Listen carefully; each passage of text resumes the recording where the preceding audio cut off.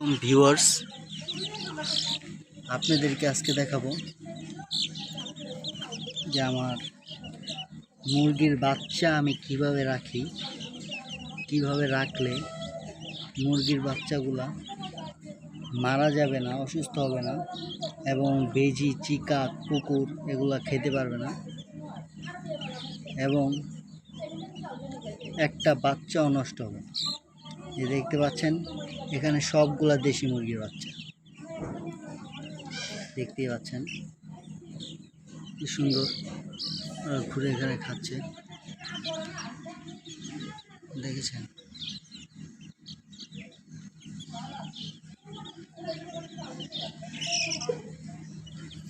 এই যে আপনাদেরকে দেখালাম এই বাচ্চাগুলা, এগুলা আমি ঠিক এইভাবে চারিপাশ দিয়ে ইটা দিয়ে আটকায় রাখি। ইটা দিয়ে আটকা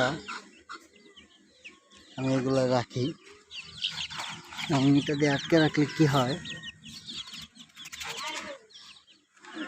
আর ঢুকতে পারে না, বেরোতে পারে না। আমার টাইগার মুরগির বাচ্চাগুলো দেখাই আপনাদেরকে। আমার টাইগার মুরগির বাচ্চা,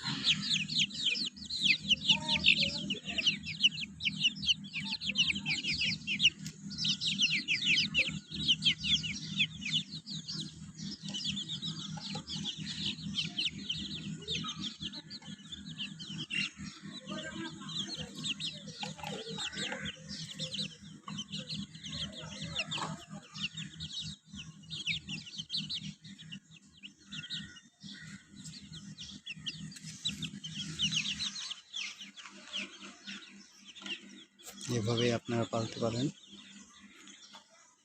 দেশি মুরগির খামার করতে পারেন, একটা বাচ্চাও নষ্ট হবে না। দেখতে পাচ্ছেন চিপা চাপা দিয়ে এই যে এইসব জায়গা থেকে বেজি বের হয়, এই জন্য আমি এভাবে আটকা পালি।